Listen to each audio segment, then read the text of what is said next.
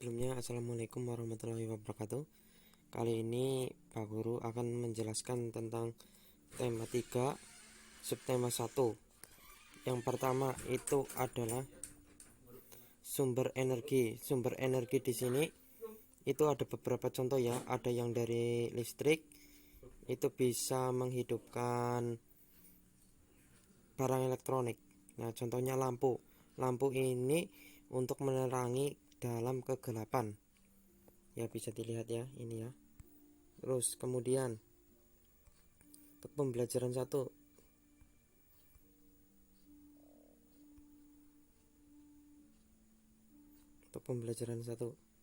nah, berbagai bentuk energi. Yang pertama itu listrik untuk penerangan seperti lampu ya, contohnya itu sebagai penerangan, terus untuk sebagai sumber penerangan pada lampu.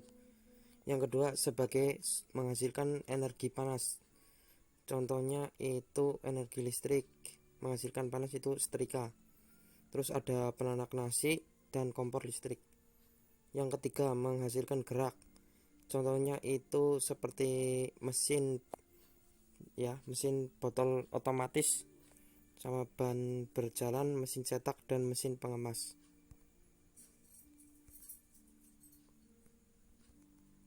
Nah, lanjutnya saja ini.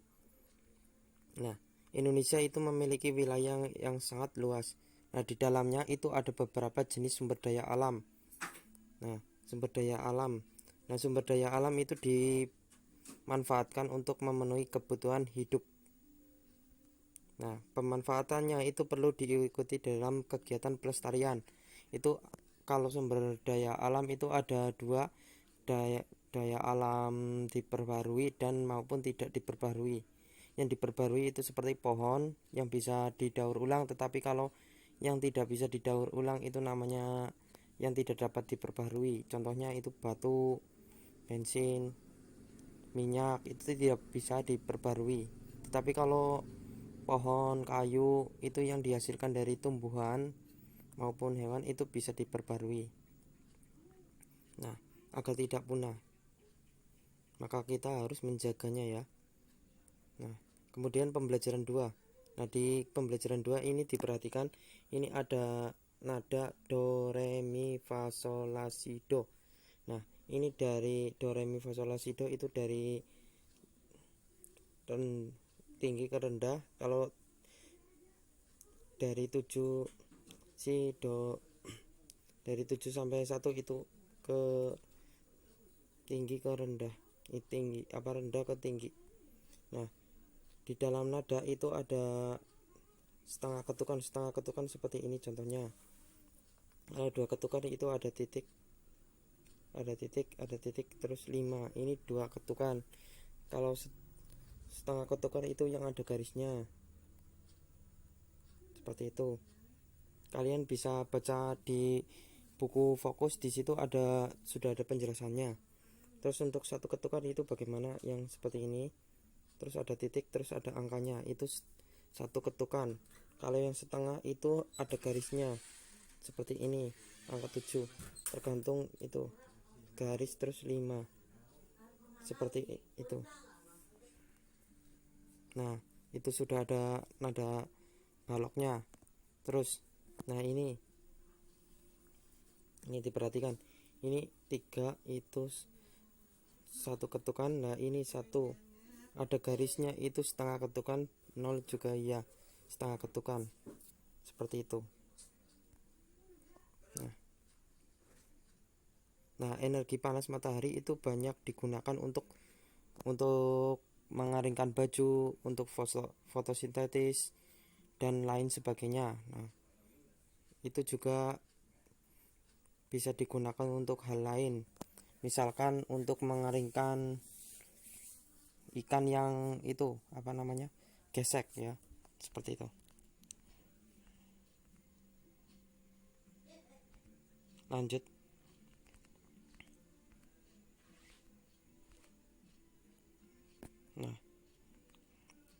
Nah, energi ya, di sini energi itu ada energi angin dan air.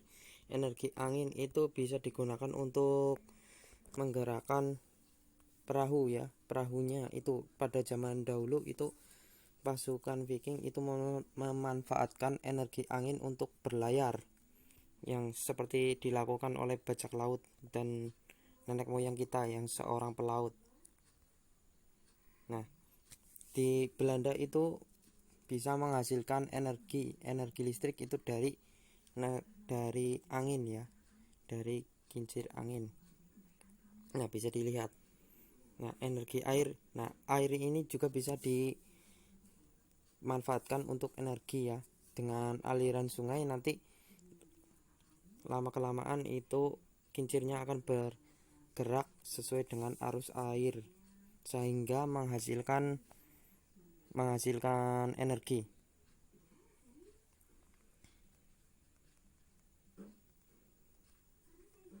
Nah, banyak sekali manfaatnya ya.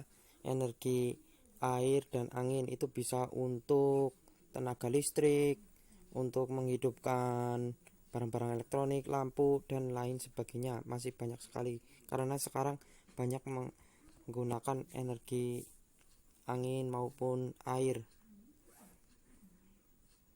Nah, seperti itu. Walaupun pada zaman dahulu itu masih kuno, tetapi sekarang sudah dibekali dengan teknologi yang sangat modern, jadi sudah tidak ketinggalan zaman lagi. Nah, di sini ada hak dan kewajiban. Setiap orang itu memiliki hak dan kewajiban. Ya, haknya siswa itu bisa jadi itu misalkan mendapatkan kasih sayang dari orang tua, itu termasuk hak. Nah, itu hak untuk bermain itu juga termasuk hak siswa ya. Itu hak untuk bermain, hak untuk istirahat. Nah, itu termasuk. Tetapi kalau berkewajiban melaksanakan tugas itu namanya bukan hak tetapi kewajiban ya. Misalkan mengerjakan PR itu kewajiban. Terus melaksanakan sholat itu kewajiban. Jadi dibedakan ya. Hak itu adalah sesuatu yang sudah dimiliki oleh manusia dari semenjak lahir. Kewajiban itu yang harus dilaksanakan. Untuk melaksanakan haknya ya, kewajiban itu berbagai macam ya. Ada yang kewajiban dari sekolah, rumah, dan lain sebagainya. Lanjut pembelajaran 3. Nah, di pembelajaran 3 ini diperhatikan. Nah, ini. Nah, kenapa kincir angin itu bisa bergerak? Nah, karena di kincir angin itu digerakkan oleh suatu angin ya. Angin itu bisa menggerakkan kincir angin sehingga mengakibatkan adanya gerakan. Nah, untuk kincir air itu bisa digerakkan karena apa? Adanya arus pada air sehingga bisa bergerak. Nah, di situ energi air ya. Manfaatnya banyak sekali. Untuk kegiatan manusia bisa menghidupkan listrik, bisa untuk PLTA itu pembangkit listrik tenaga air maupun angin ya, seperti itu. Nah, tugasnya nanti itu anak-anak membuat kincir angin seperti yang ada di halaman 19.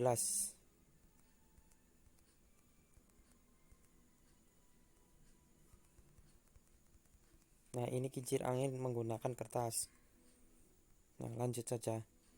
Nah, di sini ada orang sedang menjemur pakaian. Nah, Tuhan itu menciptakan matahari sebagai sumber energi.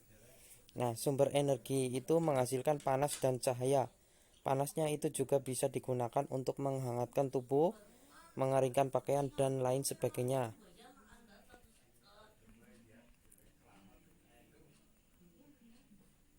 Cahaya diperlukan untuk fotosintesis tumbuhan. Nah, jadi cahaya itu untuk proses fotosintesis tumbuhan untuk memasak makanan yang ada di tumbuhan. Makanannya apa saja? Air ya. Jadi akarnya itu akan mencari makan. Nah, di situ fotosintesis itu untuk memproduksi zat makanan berupa glukosa ya. Glukosa itu menjadi bahan dasar pembangun zat makanan lainnya seperti lemak dan protein pada tumbuhan. Nah, proses fotosintesis itu cahaya matahari menyinari tumbuhan, terus oksigen, karena tumbuhan itu memerlukan oksigen, maksudnya memerlukan karbon dioksida. Terus setelah terkena cahaya matahari, tumbuhan itu memasak menghasilkan glukosa. Nah, setelah selesai itu mengeluarkan oksigen. Jadi kita memerlukan oksigen. Apabila tumbuhan semakin banyak, maka kebutuhan oksigen itu akan semakin banyak juga. Tetapi kalau tumbuhannya sedikit, maka suplai oksigennya itu semakin sedikit. Nah, seperti ini ya. Ini adalah rumus kimianya ya. 6H2O. 6H2O itu air, CO2 itu karbon dioksida. Nanti cahaya mataharinya itu dimasak menggunakan zat hijau daun, menghasilkan glukosa, dan nanti akan dikeluarkan menjadi oksigen. Nah, cahaya juga diperlukan untuk penglihatan manusia. Benda dapat dilihat jika ada cahaya. Pembentukan bayangan pada mata. Nah, di sini ada pembentukan bayangan pada mata. Jika anak-anak sekalian melihat, itu ada beberapa bagian ya. Di sini ada pupil. Nah, di pupil ini itu untuk menangkap cahaya pada benda. Nah, bintik kuning, sklera, iris, otot akomodasi kornea, lensa mata, otot silaris, dan saraf mata. Dan di sini bayangannya itu akan mengecil sehingga akan terlihat semuanya. Alat-alat optik membantu penglihatan. Nah, bola, mata, dan bagian-bagiannya ya. Nah, di situ ada beberapa ya. Alat-alat optik ini bukan maksudnya kacamata, tapi bagian-bagian dari mata. Yang pertama itu ada bintik kuning, kedua saraf mata, ketiga otot mata, retina, iris, pupil, lensa mata, dan lain sebagainya.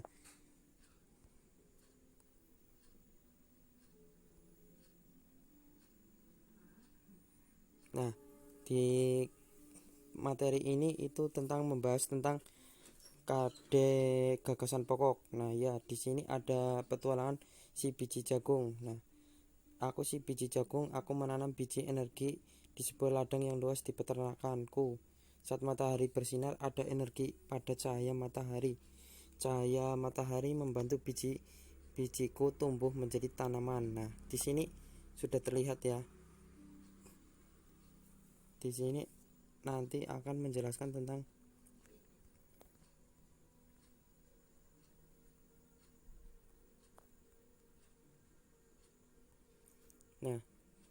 tentang biji jagung ya.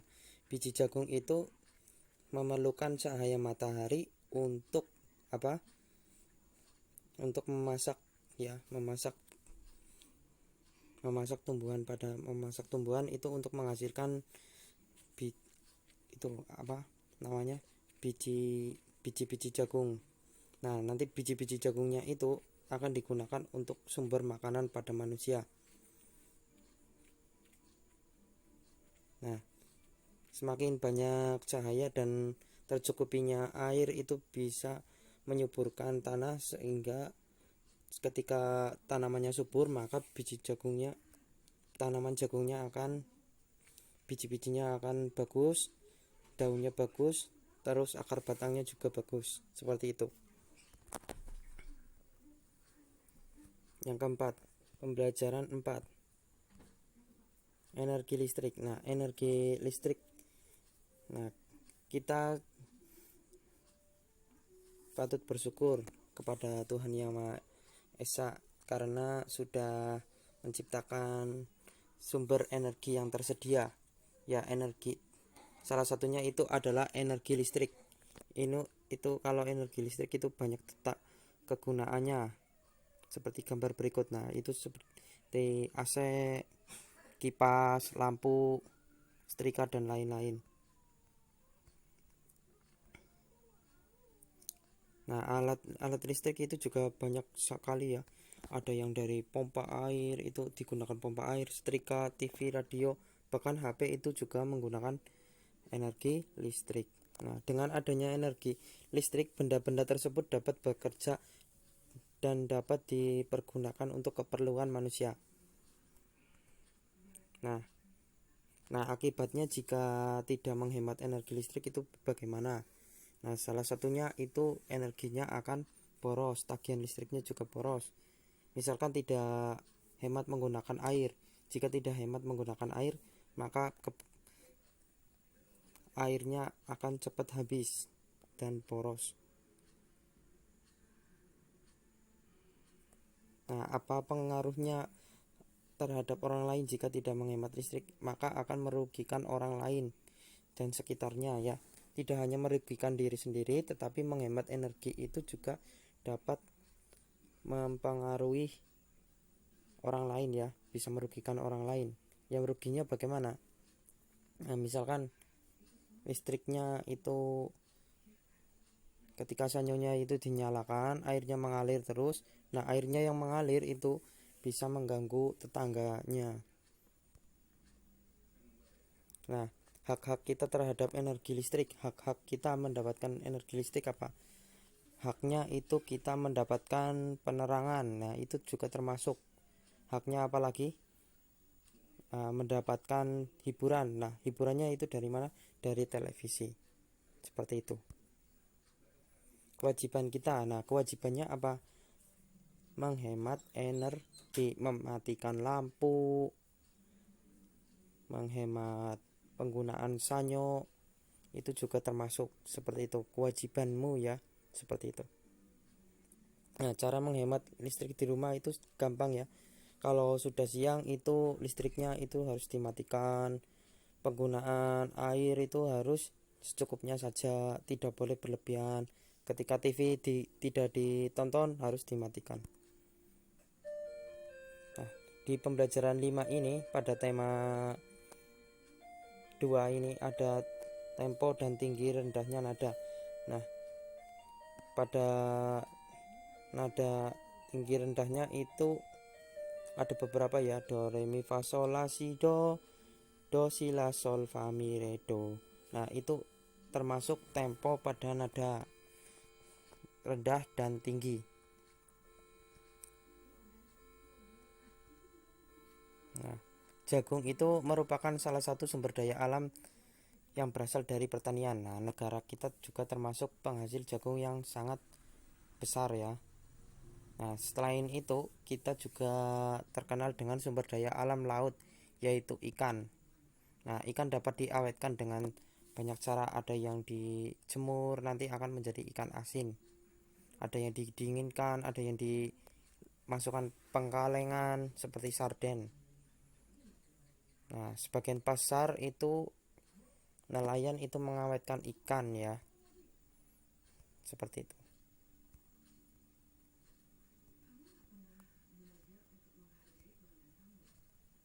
Nah, lanjut saja. Ini soal lanjut. Nah, untuk pembelajaran 6 yang terakhir. Ini proses pembentukan minyak. Nah, proses pembentukan minyak bumi. Nah, jadi ganggang itu di situ ada matahari. Nah, ganggang-ganggang hidup yang di daun tawar itu juga di laut itu sedang mengoptimalkan energi dari matahari dengan fotosintesis. Nah, nantinya ganggang yang mati itu, nah setelah beberapa hari kemudian kan ganggangnya mati, kemudian akan terendam dan terkumpul di bagian dasar, nanti akan bercampur dengan lempengan batu, nanti membentuk batuan induk. Nah, jadi tumbuhan ganggang itu yang sudah mati nanti akan menempel ke batuan, nantinya itu akan membentuk batuan lempung ya, atau batuan yang membentuk batuan induk. Nah, setelah itu short rock terkubur di bawah batuan-batuan lainnya. Proses penguburan berlangsung jutaan tahun. Nah, prosesnya itu tidak hanya 5 hari, 6 hari, tidak. Itu perlu jutaan tahun. Makanya kalau minyak itu sumber daya alam yang tidak dapat diperbarui karena butuh jutaan tahun. Nah, karena adanya perbedaan panas bumi, suhu batuan induk makin panas sehingga terjadi proses pemasakan. Nah, prosesnya itu lama sekali, tidak langsung. Nah, short rock karbon terkena panas dan bereaksi dengan hidrogen membentuk CH4, CH2, CH6. Nah, itu hidrogennya. Nah, minyaknya itu HC. Kalau di rumus kimia itu HC ya, bermigrasi dari batuan induk dan terperangkap dalam jebakan. Jebakannya itu adalah itu tanah, bagian tanah ya, seperti itu.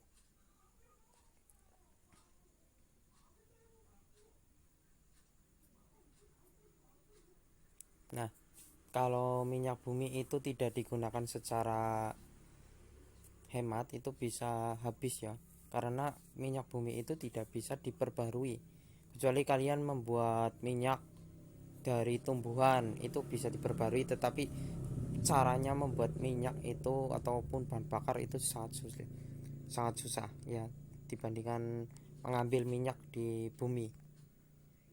Nah, itu bisa suatu saat akan habis. Nah, ada beberapa penyebab terjadinya kelangkaan BBM. Bisa jadi itu ditimbun penggunaan motor yang boros, tidak digunakan sesuai dengan manfaatnya ya, seperti itu. Nah, cara agar BBM tidak cepat habis itu bagaimana?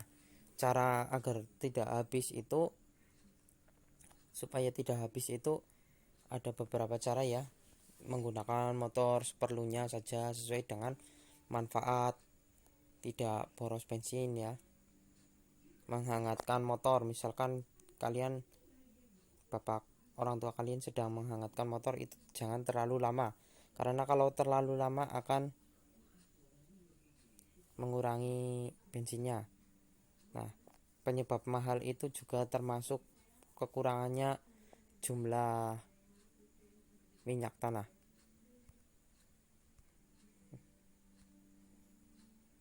Menggunakan, nah, sikap kalian itu menghemat energi ada beberapa ya. Yang pertama, menggunakan peralatan listrik hemat energi, mematikan lampu di siang hari, menggunakan listrik seperlunya. Yang keempat, efisien dalam menggunakan tenaga listrik. Yang kelima, menggunakan kendaraan hemat bahan bakar. Untuk yang keenam, mematikan keran air setelah digunakan. Seperti itu. Nah, seperti itu ya. Ya. Sekian dari Pak Guru, apabila ada kekurangan Pak Guru minta maaf. Wassalamualaikum warahmatullahi wabarakatuh.